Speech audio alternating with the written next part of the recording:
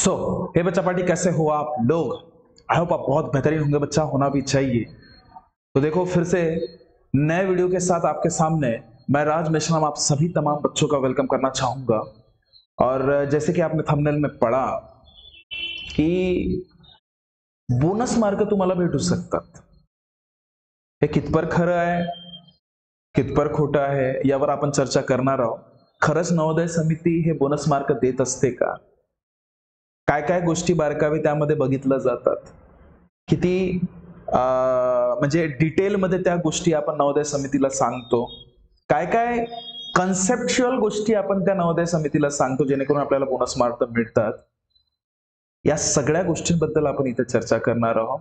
असे कोणते प्रश्न होते ज्यामध्ये कुठे ना कुठे महाराष्ट्रातील बहुतेक मुलांना, जनरली मेरे क्लास के भी बहुत से 2-3 बच्चों को ये प्रॉब्लम आई थी, वो भी मुझे ऐसे बोल रहे थे, लेकिन मैंने उसके तरफ उतना ध्यान नहीं दिया था उस वक्त। लेकिन आज मुझे एक विनोद सर करके है, विनोद जाधव सर करके है, एक जिला परिषद स्कूल में शायद टीचर है वो, उनका मुझे आज कॉल आया। और विनोद जाधव सर करके है, त्यांचा मला आज कॉल आला आणि त्यांनी मला जे खरंच ते जे प्रश्न होते ज्यामध्ये कुठे ना कुठे बोनस मार्क मुलांना भेटायला पाहिजे ते आवर्जून मला सांगत होते, विथ एक्सप्लेनेशन त्यांनी मला सांगितलं। मी त्यांचं ते एक्सप्लेनेशन केलेलं जे काही चार्ट त्यांनी मला पाठवलं ते त्याबद्दल पण तुम्हाला सांगणार आहे की कशा डिटेल स्टडी त्यांनी त्या पर्टिक्युलर गोष्टीवर केलं बा म्हणून। आणि कोणता कोणता अजून प्रश्न राहू आहेत ज्यामध्ये तुम्हाला बोनस मार्क मिळू शकतात, जेणेकरून कुठे ना कुठे नवोदयने जे काही गलती केली आहे प्रश्न देण्यासाठी त्याबद्दल आपण कुठे ना कुठे आज चर्चा करणार। ओके, तर बघूया बाळा ते कुठले कुठले विषय होते ज्यामध्ये कोणत्या कोणत्या प्रश्नामध्ये तुम्हाला चुकीचं काही ना काही ऑप्शन तुम्हाला देण्यात आलेला आहे, त्याबद्दल आपण आता बघूया। ओके, चलो। तो देखो बच्चा, जैसे कि मैंने आपको बोला था कि मैं आपको कौन से वो सवाल है उसके बारे में तो चर्चा करूंगा, लेकिन जिन्होंने मुझे उस पर्टिकुलर सवाल के साथ रूबरू कराया उनके बारे में मैं पहले बता दूं। देखो, उन्होंने मुझे एक बहुत ही बेहतरीन सा ऐसा एक मैसेज किया, व्हाट्सएप उन्होंने मुझे किया कि सर इसमें ऐसे ऐसे चांसेस बनते हैं, ये सवाल कहीं ना कहीं ऐसा होना चाहिए था, इसका जवाब कहीं ना कहीं ऐसा होना चाहिए था, और जिस हिसाब से जो सवालात कहीं ना कहीं यूट्यूब पे दिख रहे हैं वो उन्हें कहीं ना कहीं ठीक नहीं लग रहा है, ऐसे उनका कहना था। और जिस हिसाब से मैंने भी उनके साथ बात किया, मैंने भी कुछ ना कुछ चीजें समझने की कोशिश किया, क्योंकि मैंने भी सीखा। मैंने पहले ही बताया कि मैं हमेशा लर्निंग पे भरोसा रखता हूं। तो चाहे फिर वो कितना बड़ा बच्चा है या कितना छोटा बच्चा है, या कोई कितना बड़ा इंसान है या बहुत छोटा इंसान है, मुझे उससे कोई फर्क नहीं पड़ता। अगर सीखना है तो मैं हर किसी से सीख लूंगा, है ना। तो उनसे जब मैंने ये सीखा, उनसे जब मैं इन्हें जाना और मैंने भी खुद एनालाइज किया ना, तब मुझे भी कहीं ना कहीं उनके बातों पे सच्चाई लगी। एक सवाल जैसे आपने देखा होगा आपके पास का भी रीजनिंग का सवाल। रीजनिंग मी जे गोष्ट करतोय ते आहे बुद्धिमत्तामधलं। बुद्धिमत्तामधलं जे गटात बसत नाही यामधलं एक प्रश्न तुम्हाला, ते कोणताही असा गट, असा कोणतं ए असो, बी असो, सी असो, डी असो, ई, तुमच्याकडे कुठल्या पण सेट असो, त्या कुठल्या पण सेटमध्ये ऑड मॅन आउट मध्ये हा प्रश्न कुठे ना कुठे पक्का असेल, तुम्ही बघा। ठीक आहे, त्या ठिकाणी तुम्ही म्हणजे शक्यतो बहुतेक मुलांनी सी हा पर्याय केलेला आहे, बहुतेकांनी सी हा पर्याय केलेला आहे। आणि मी पण जेव्हा लाईव्ह तुम्हाला सोल्युशन सांगत होतो तेव्हा पण मी तुम्हाला हाच म्हटलं होतं बाळा की याचं उत्तर सी असायला पाहिजे बा म्हणून। ठीक आहे, आता नेमकं घोळ कुठे होत आहे मी त्याबद्दल तुम्हाला सांगतोय। आता बघा, समितीने सी उत्तर दिलं आहे की अजून दुसरा कुठला उत्तर दिला आहे हे तर आपल्याला ज्या दिवशी रिझल्ट लागणार आहे त्याच्या 3-4 दिवसांनंतर तर मी त्यांची स्वतःची त्यांनी आन्सर की काय असते ते तुम्हाला सांगून देणार, त्यांची स्वतःची केलेली। कारण की आपण जितक्या पण गोष्टी या आधी तुम्हाला मी सांगितलं आहे ते आन्सर की ओव्हरऑल कुठे ना कुठे गेल्या वर्षीचं पण जे आन्सर की होतं त्याच्या आधीच्या वर्षाचं पण जे आन्सर की होतं मी ते ऑलरेडी तुम्हाला अपलोड केलेलं आहे नवोदय समितीने। मी नवोदय समितीच्या बद्दल बोलतोय, कारण की आतापर्यंत जितक्या पण तुम्ही युट्यूबमध्ये बघितलं असेल, मी सांगितलेलं म्हणा किंवा ओव्हरऑल हे आमचा समज झालं, आमची मानसिकता झाली. आता त्यावर आम्ही किती खरं पडतोय, किती खरे उतरतोय, हे सगळं रिझल्ट लागल्याच्या 3-4 दिवसानंतर जे काही आन्सर की माझ्यापर्यंत येणार आहे नवोदय समितीची, ते तुम्हाला मी सांगणारच आहे. त्यामध्ये मी किती खरं होतो आणि किती खोटं होतो पाहून, ते पण ओव्हरऑल क्लिअरली राहणार. ठीक आहे. तर त्यामध्ये माझ्या हिशोबाने मला असं वाटतंय की यामध्ये गटात ही वाली आकृती का बरं बसत नाही, कारण की या ठिकाणी 2 आकृत्या दिसतात, असं माझं लॉजिक झालं. या ठिकाणी बघा, प्रत्येक इथं पण एक आहे, इथे एक आहे, इथे एकच आहे, इथे 2 आकृत्या दिसत आहे, म्हणून मी सी असं मानलं होतं. एक्सप्लेन करत असताना पण मी फास्टमध्ये तुम्हाला तेव्हा असंच सांगितलं होतं. पण एक वेगळा विचार जर काही केला ना आपण, तर कुठे ना कुठे गटात ही वाली जी आकृती आहे बी, ही बसत नाही. असं का, त्याच्या मागचं पण कारण सांगतोय. बघा बघा, कोणी कोणी अगर सपोज बी पर्याय अगर दिला असेल ना, ठीक है, तर शायद तो पण सही आहे, है ना. उस पे आपको बोनस मार्क मिल सकता है. उस पे क्या क्या कार्रवाई हम लोग सामने करेंगे, क्या क्या चीजें हमने करना चाहिए, है ना.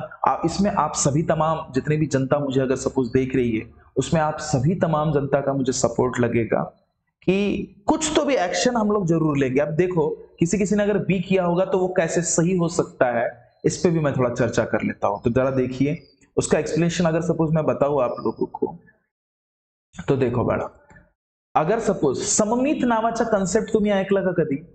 सममित सममित नावाचा कन्सेप्ट आहे, सममित आकृती खासकर, है ना. जसे इथं बघा, सरांनी पण इथे एक्सप्लेन करत असताना सांगितलं आहे, सममित होतोय म्हणतोय, सममित, है ना. सममित सममित म्हणजे माझ्या हिशोबाने सिमेट्रिकल फिगर, है ना. सममित म्हणजे जो इंग्लिश के हिसाब से मैं अगर सपोज बात करूं, सिमेट्रिकल फिगर, है ना. सिमेट्रिकल फिगरचा कन्सेप्ट काय आहे बाळांनो, की कधी पण कुठल्या पण आकृतीला जर उभ्या म्हणा किंवा आडवं म्हणा, बघा मी पुन्हा सांगतोय, कुठल्या पण आकृतीला जर आपण उभं, है ना, उभं अगर सपोज मी एक लाईन काढतोय, बघा इथे पण काढलं, ठीक आहे, इथे पण काढलं, है ना, आणि इथे पण काढलं. चारही आकृतीमध्ये जर मी उभी लाईन काढतोय, ज्याला आपण सममित रेषा म्हणू शकतो किंवा एक लाईन म्हणू शकतो सममित फिगरच्या हिशोबाने, ठीक आहे. जर मी सिमेट्रिकल फिगरचा कन्सेप्ट या ठिकाणी लावतोय ना बाळा, तर बघा प्रत्येक आकृतीमध्ये कुठे ना कुठे, प्रत्येक आकृतीमध्ये उभी जेव्हा मी रेष काढतोय तेव्हाची गोष्ट, प्रत्येक आकृती जे काही डिस्ट्रीब्यूट होतोय, इकडे म्हणा किंवा इकडे म्हणा, हे समान आहे.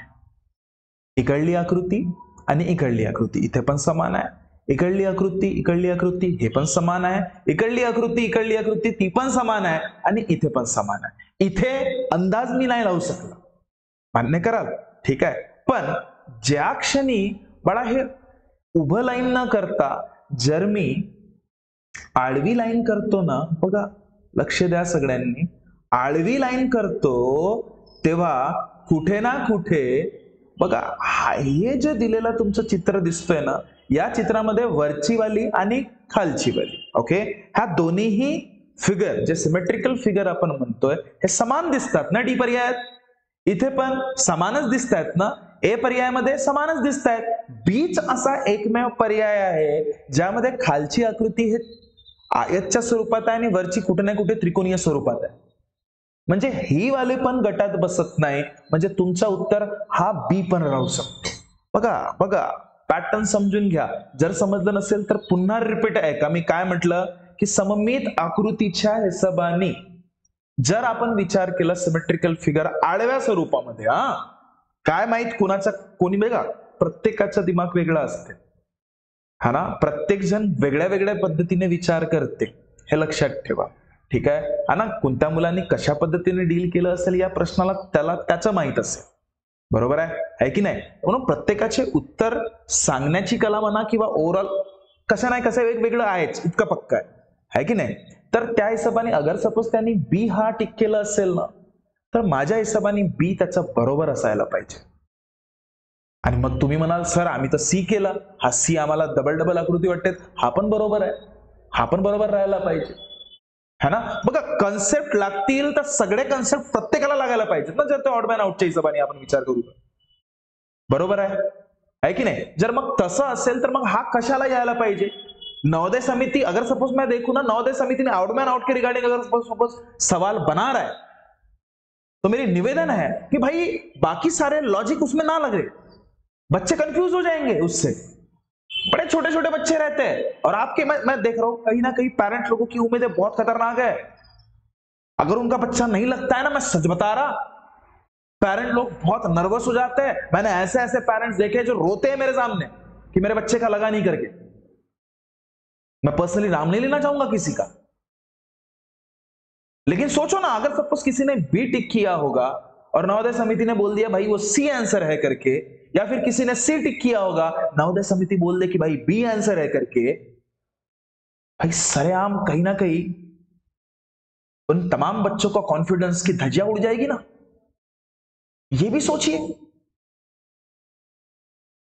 इसलिए प्लीज कहीं ना कहीं देखो, नवोदय समिति से एक गुजारिश है मेरी, अगर मेरा वीडियो नवोदय समिति के पास तक चला जाए तो प्लीज जब भी कभी आप ऐसे सवालों के साथ डील करते हो तो 3-4 पैरामीटर के हिसाब से जरा आप खुद सोचिए कि बच्चे ऐसे भी सोच सकते हैं। क्योंकि आजकल के बच्चे, मैं सच बता रहा, बड़े एडवांस सोच रहे, टीचर्स नहीं सोच पाते उसके कहीं बेहतरीन लेवल से बच्चे सोच रहे हैं। और उनके सोच के साथ अगर सपोज आप मैच नहीं करोगे तो आपका एग्जाम लेके कोई मतलब नहीं है। बस साल ब साल आप एग्जाम ले रहे हो, बस उससे ज्यादा कुछ नहीं कर रहे हो। और इसका ही एक ताजा उदाहरण अगर सपोज मैं देना चाहूं ना, क्या नवोदय कितना बेहतरीन नहीं बोलूंगा मैं, कहीं ना कहीं बच्चों के साथ खिलवाड़ जरूर कर रही है। कैसे? तो देखो, अब मराठी का एक जो सवाल मैं बोलूंगा आपको, मराठीमध्ये एक उतारा आला होता गरुडाबद्दलचा, बघा तुमच्याकडे पेपर असेल तुम्ही बघा स्वतः। मतलब नवोदय कैसे खिलवाड़ कर रही है हमारे साथ, ये मुझे जानने को मिला आज। हालांकि मैंने उस समय पे उतना गौर नहीं किया था, मैं बोला चलो यार लाइटली ले लिया, लेकिन जिस हिसाब से ये पेरेंट्स लोग बोलो या जो भी, अभी जैसे विनोद सर से जब मैंने जब बात किया, उनकी भी जब मैंने बातें सुनी, तब जाके मुझे रियलाइज हुआ यार कि नहीं, ये बातें रखना जरूरी है। और मैं सच में नवोदय समिति को एक लेटर लिखूंगा, उसमें आप सभी तमाम जितने भी महाराष्ट्र के जो पेरेंट्स होंगे या जो कोई भी मुझे देख रहे होंगे, मैं आखिरी में बताता हूं आपको हमें करना क्या है करके। लेकिन देखो इसमें क्या खेला किया गया है की बघा, या पर्टिक्युलर जसा हा तुम्ही उतारा जर वाचला असणार, तिथे तुम्हाला दिसतोय बघा, वयस्क गरुड परीक्षेमध्ये आधी ही नर पक्षी सारखीच दिसते, फक्त तिचा आकार मोठा असतो। या दिमागदार पक्षाचे उत्तरी गोलार्धात मोकळ्या जागेत वास्तव्य असते। माझ्या सांगण्याचा उद्देश बघा, उत्तरी गोलार्धात मोकळ्या जागेत वास्तव्य करतो तो, म्हणजे जो गरुड पक्षी आहे तो मोकळ्या जागेमध्ये त्याचं वास्तव्य करतोय, असं त्याचं म्हणणं आहे। ठीक आहे, तो झाडावर किंवा कडे कापरीवर घरटी बांधतो, झाडांवर, झाडांच्या बिलकुल टोकांवर किंवा कडे कापडीवर घरटी बांधतो। त्यामुळे त्याला हालचालीवर लक्ष ठेवण्यासाठी मोठा अवकाश मिळतो। या परिपूर्ण पद्धतीचा अगर सपोज आपण विचार केला आणि यावर आधारित जो त्यांनी प्रश्न विचारलं की घरटी बांधण्यासाठी गरुडाला कोणती जागा उपयुक्त वाटते, तर तुम्हाला या इथं दिलेला एक तरी पर्याय हा बरोबर वाटतो का? तो त्याचा घरटी मोकळ्या जागेमध्ये बांधतो का? नाही। झाडे झुडपे नसलेल्या परिसरात बांधतो का? तर नाही। उंच अवकाशात बांधतो? अरे उंच अवकाश म्हणजे काय? उंच अवकाश म्हणजे काय? तर जसं मला विनोद सरांनी पण एक सांगितलं, पतंग कुठे उडतोय? तर उंच आकाशामध्ये उडतोय ना। ते उडण्याची जागा झाली, वास्तव्याची जागा नाही झाली। आणि वास्तव्य करणे म्हणजे काय? राहणं ना, त्या ठिकाणी काहीतरी त्याचं अस्तित्व असणं ना, फिरणं नाही किंवा उडणं नाही। घरासाठी एक स्पेसिफिक जागा लागतो रे, उंच अवकाशात कुठं होणार आहे? मला वाटते मी पण सांगत असताना उंच अवकाशात सांगितलं होतं, जेव्हा मी मराठीचं पण एक्सप्लेनेशन केलं होतं, मी उंच अवकाश सांगितलं होतं। पण नंतर मला रिअलाइज, आता जेव्हा सरांसोबत बोलताना मला रिअलाइज झाला की यार उंच अवकाश म्हणजे यार उसमें कहां से रहेंगे, अब मुझे आप खुद बताओ, जो प्लेन उड़ता है कहां उड़ता है? ऊंचे आकाश में उड़ता है। मानोगे बात को? क्या वो रहता है वहां पे? क्या वो स्टे करता है वहां पे? क्या उसका घर है वहां पे? भाई जहाज जो रहते हैं कहां रहते हैं? एयरपोर्ट, हवाई अड्डा, एक स्पेसिफिक जगह है ना उनकी। मतलब उस हिसाब से तो ये आंसर हो ही नहीं सकता। अब रही बात इमारतीच्या मोकळ्या परिसरात, पॉसिबलच नाही। अरे एक तरी पर्याय मॅच होतोय का? इसलिए मैंने बोला कि नवोदय हमारे बच्चों के साथ कहीं ना कहीं खिलवाड़ कर रहे हो आप। मेरी स्ट्रिक्टली नवोदय समिति से एक गुजारिश है, प्लीज। अब ये उन्होंने गलती कैसे की है मैं बताऊं आपको। ये मुझे ऐसा लग रहा है कि ये लोग, पता है, नवोदय समिति हालांकि जो रूल करती है, ये एनसीईआरटी रूल करती है, पेपर जो बनता है वो कहीं ना कहीं दिल्ली में बनता है, जहां तक मेरी समझ है। क्योंकि ओवरऑल हिंदुस्तान में कहीं ना कहीं जो पेपर सर्कुलेट हो रहे वो सेम रहते, डिफरंट नहीं रहते, बस लँग्वेज का बॅरियर रहता है। प्रत्येकाला प्रत्येकाच्या हिशोबाने प्रत्येकाच्या भाषेमध्ये त्यांना त्यांचे पेपर डिस्ट्रीब्यूट होतात, इतकं पक्का आहे। पण काही पेपर वेगळं नसते, फक्त सेट वेगळं असते, A B C D E, प्रश्न तेच असतात। मग होतो काय, जेव्हा पेपर बनत असेल तो पेपर बनतो बाळा हिंदीमध्ये, राइट? मैंने वो भी पेपर लाया, देखो पेपर बनतो कशामध्ये? हिंदीमध्ये। आता हिंदीमध्ये पाहाल ना तुम्ही, अरे अरे ये पढ़ के देख लेना, ठीक है? मैं अगर सपोज बताऊं आपको तो देखो, वो घोंसले की रिगार्डिंग जो बात चल रही थी, घोंसला म्हणजे रहने का उसका जगह, ठीक है? यह शानदार प्राणी उत्तर गोलार्ध में खुले क्षेत्रों में अपना घर बनाता है। वे पेड़ों पर या खड़ी चट्टानों की दीवारों पर अपना बड़ा घोंसला बनाता है। अरे भाई खतरनाक उंच जागेवर बनवतो तो, उंच जागेवर, जे खतरनाक उंच जागे असतात ना त्यावर तो बनवतो बघा। वे पेड़ों पर या म्हणजे झाड पण असतात ना, ते इतके मोठे मोठे झाड असतात, त्याच्या बिलकुल वरच्या टोकावर बनवतो बाळा तो। किंवा पहाडी जी असते ना, पहाडी, त्याच्या बिलकुल टोकावर, ज्या ठिकाणी कोणाचं वास्तव्य काय, कोणी येण्यासाठी पण विचार करणार नाही, है ना? तो वे पेड़ों पर या खड़ी चट्टानों की दीवारों पर अपना बड़ा घोंसला बनाते हैं, जिससे उन्हें घात लगाने के लिए अधिक स्थान मिले। घात मतलब वो सराउंडिंग को देखने के लिए कि कहीं कुछ प्रॉब्लम या ऑप्टिकल्स तो नहीं आ रही करके। अब ये हिंदी के हिसाब से बिल्कुल सही बोला इसने, लेकिन इसी का ट्रांसलेट हिंदी में जब उन्होंने किया वो बिल्कुल सरासर गलत किया। सवाल भी देखो ना, सवाल देखो, सवाल कि घोंसला बनाने के लिए इस पंछी को कैसा स्थान चाहिए, इस पक्षी को कैसा स्थान चाहिए, ये पूछ रहा है वो। भाई खुला क्षेत्र, ये बिल्कुल बराबर बोला उसने। वनस्पति रहित क्षेत्र, जहां पे बिल्कुल बराबर है। विशाल ऊंचाइया, ये बिल्कुल सही है, ये बिल्कुल सही है। विशाल ऊंचाइया, यहां पे आकाश नाम की चीज कहां दिख रही है बताओ? और उस बैल ने, अब बैल ही बोलूंगा मैं। अब नवोदय समिति ने जिस किसी को भी मराठी में ट्रांसलेट करने के लिए दिया होगा, उसने बराबर करना चाहिए था ना। त्यांनी काय दिलं? त्यांनी काय दिलं बघा, त्यांनी काय दिलं? विशाल ऊंचाइया, त्यांनी असं म्हणायला पाहिजे होता। उंच, इथं काय म्हटलं? उंच अवकाशात। आता अवकाश म्हणजे आकाशच होतो ना भाऊ, बघाल आकाशच झालं ना तो, या फिर फक्त असं म्हणायला पाहिजे होता उंच ठिकाणी, तेव्हा उत्तर बिलकुल बरोबर राहिलं असतं। आता मुलं कन्फ्यूज झाले ना, त्यांना इथे पर्याय दिसलंच नाही ते शब्द। ज्या म्हणजे बहुतेक असं मुलं मला सांगायला आले की सर, मराठी मधले जे काही प्रश्न त्यांनी विचारले होते ते कुठे ना कुठे उतारासोबत मॅचच होत नव्हते। आणि त्याचा सगळ्यात मोठा कारण मला तरी असं वाटतोय की जेव्हा केव्हा ते हिंदीचे उतारे मराठीमध्ये ट्रान्सलेट करतात, ट्रान्सलेट करणारा हा बैल आहे, त्या कारणाने त्यांनी आपल्याला बयाल बनवलं। आणि म्हणून महाराष्ट्रातील सगळे बहुतेक मुलं कुठे ना कुठे या बहुतेक असं या प्रॉब्लमने फेस करत आहे। सोचो ना यार, मैं सच बता रहा, बहुत ज्यादा उम्मीदें पेरेंट्स लोग के साथ साथ बच्चे भी बहुत उम्मीदें लगाए रहते हैं।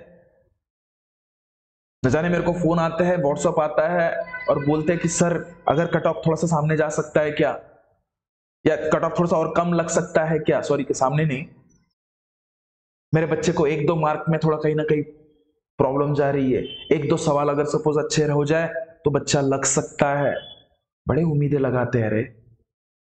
और नवोदय समिति अगर ऐसे करोगे तो सोचिए ना, बच्चों के कॉन्फिडेंस की धज्जियां कैसे उड़ा रहे हो आप। वही सवाल हिंदी में सही लिखते हो और वही सवाल मराठी में गलत लिखते हो, बच्चा हमारा कंफ्यूज होगा ही होगा। प्लीज ऐसे कंफ्यूजन क्रिएट मत कीजिए।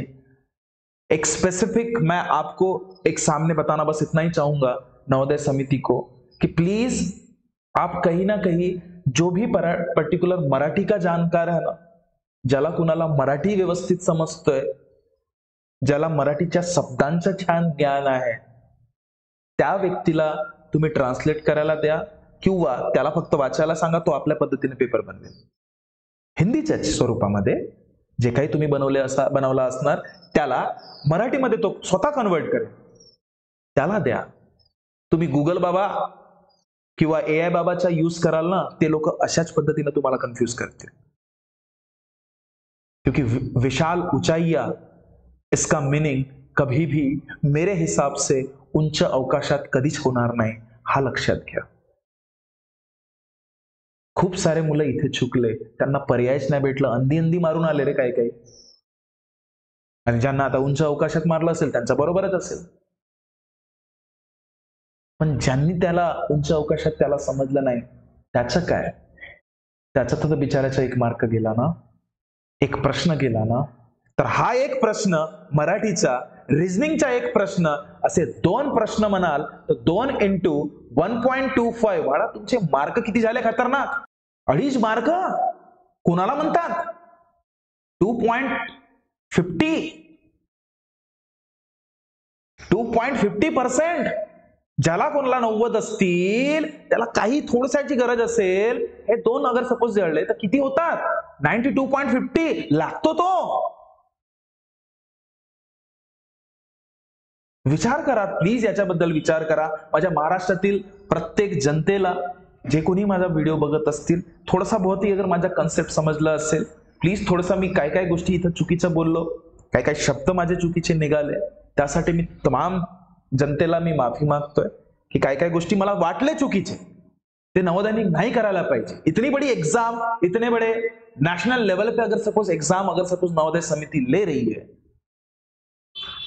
तो बच्चों के हित में ले, ऐसे बच्चों के साथ खिलवाड़ ना करें। जो स्पेसिफिक मराठी का जानकार है उसकी सलाह लो, उसको पहले दिखाओ वो पेपर जो आपने निकाला है, भले ही उसको 1-2 जब तक पेपर होता नहीं तब तक दिमाग खराब उसको कटघरे में डाल के रख दो या बंद कमरे में बंद कर दो, किसी को बताएगा नहीं। आपको अगर सपोज ऐसा लग रहा होगा कि प्राइवेसी नहीं रहती करके, तो लेकिन ऐसे कुछ भी ट्रांसलेट मत कीजिए जिसकी वजह से हमारे बच्चे प्रॉपर आंसर ना दे सके।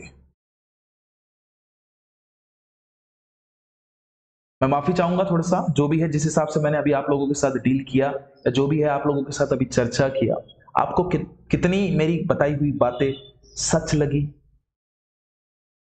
आप बिल्कुल मुझे बता सकते हो। और कुछ चीजें अगर आपको ऐसा लगता है कि नहीं और कुछ किसी टॉपिक पे वीडियो चाहिए आपको, तो बिल्कुल मुझे बताइए, मैं उस टॉपिक पे भी डिस्कस करने की कोशिश करूंगा। और अभी बस एक चीज पे मैं आपको साथ डिस्कस कर लूं कि अभी हमें करना क्या है, इन 2 सवालों के साथ हम लोग डील कैसे करेंगे। तो आप सभी से एक गुजारिश है कि एक लेटर बनाइए, एक लेटर लिखिए, सभी लोग एक लेटर लिखिए। मैं भी यहां पे एक लेटर लिखता हूं। पवार सर, आप अगर पवार सर बोलता हूं, विनोद सर, अगर सपोज आप मुझे सुन रहे होंगे तो आप भी अपने तरफ एक लेटर लिखिए, ठीक है। और इन 2 सवालों को विद, जैसे मैंने अभी एक्सप्लेनेशन किया है, उसको एक स्पेसिफिक एक बढ़िया बनाइए। आप अर्जनविश के पास जाइए। अर्जनविश आप जानते हो, तहसील में जो बैठते हैं अर्जनविश जे लोक असतात ते व्यवस्थित पद्धतीने लिहितात, त्यांना माहिती असते कसं लिहावं लागतं, लेटर पॅड वगैरे जे काही गोष्टी असतात त्या। या 2 प्रश्नांबद्दल नवोदय समितीला, टू नवोदय समिती, ठीक है ना, टू नवोदय समितीला आपल्याला काय करण्यात एक अर्ज करणे आहे। आता हा अर्ज आपण कुठे पोस्ट करूया, कुठे देऊया, तर आपण जाऊ दिमाग खराब कलेक्टर सरांकडे. तो अर्ज तिथे या किंवा आपण कलेक्टर सरांना पण हा पाठवू शकतो. एक लेटर पाठवू आपण कलेक्टर सरांना. जे काही तुमच्या जिल्ह्यामध्ये कलेक्टर सर असतील, प्लीज त्यांना तुम्ही तो लेटर फॉरवर्ड करा आणि आपण नवोदय समितीला एक लेटर पाठवू. आणि एक लेटर पाठवू ज्या जिल्ह्यात 3 लेटर बनवायचे आहेत आपल्याला. एक लेटर कलेक्टर सरांना, दुसरं लेटर नवोदय समितीला.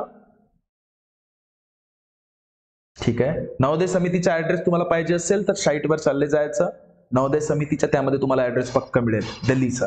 ठीक आहे. तिसरं पाठवूया तुमच्या डिस्ट्रिक्टमध्ये जे काही नवोदय आहे, जे काही नवोदय तुम्हाला दिसतोय, नवोदयची शाळा, नवोदय शाळा जे काही तुमच्या डिस्ट्रिक्ट लेवलचं. माझ्याकडे जसं भंडारा आहे, मी भंडाऱ्याला मार्च करणार. ठीक आहे. त्या हिशोबाने तर या तो लेटर 3 ठिकाणी आपल्याला पाठवणे आहे. आणि जर मला तरी असं वाटते कि अगर 3 लेटर महाराष्ट्र से कोने से अगर सपोज 3 जगह पे अगर सपोज जाने लग जाए ना, और बल्क में अगर सपोज गए, क्वांटिटी में अगर सपोज गए, मैं सच बता रहा आपको ये 2 सवालों पे बोनस मार्क देने के लिए नवोदय समिति तैयार हो जाएगी, इतना पक्का. क्योंकि 2 मार्क, मैं सच बता रहा, बहुत से 2 मार्क बोल रहा हूं, 2.50. ये 2 मार्क भी अगर सपोज आपके सही निकल जाए, अगर सपोज आपके गलत होंगे तो आप बहुत आगे चले जाओगे, इतना पक्का. तो मेरी बताई हुई बातें आपको सही लगी होगी, वो भी बताइए. नहीं लगी वो भी बताइए, मैं आपके कमेंट पक्का पढ़ूंगा. और मैं नवोदय के साथ डील करता हूं. अगर सपोज आप मेरे साथ जुड़े रहना चाहते हो तो नवोदय 2026 के व्हाट्सएप ग्रुप का हिस्सा बन सकते हो. स्कैन कीजिएगा, या फिर स्कैन करना आपको पसंद नहीं है तो ये मेरा नंबर आप पहले सेव कीजिए. उसके बाद आप मुझे व्हाट्सएप पे हाय करके भेजिए. अपने आप आपको सारे के सारे लिंक आ जाएंगे कैसे मेरे साथ जुड़ना है. पिछले 2-3 साल से जैसे मैं ये जो पर्टिकुलर नवोदय का या जो भी पर्टिकुलर एक मिशन ले रहा, उस पर्टिकुलर मिशन में ये कुछ बच्चे मेरे पास पढ़े जो नवोदय अभी समिति का नहीं बोल सकते, नवोदय स्कूल का हिस्सा है. आप देख सकते हो हमारा कोर्स चालू हो चुका है. 2 दिन हो चुके हैं और 20 दिन तक हमारा कोर्स आपके साथ पब्लिकली रहेगा. आप अगर सपोज हमारे साथ जुड़ना चाहते हो, दिए गए नंबर पे कॉल कर सकते हो. और चैनल को सब्सक्राइब पक्का करके रख लीजिएगा. अपने दोस्तों में शेयर कीजिए, जितना हो सकता है उतना इस वीडियो को शेयर कीजिए. क्या पता 2 मार्क अगर सपोज मिले तो आपका बच्चा नवोदय में लग जाए. इसी उम्मीद से मिलता हूं मैं नेक्स्ट वीडियो के साथ. तब तक बहुत खुश रहिएगा, ख्याल रखिएगा. Thank you so much. Tata, bye bye, नमस्कार.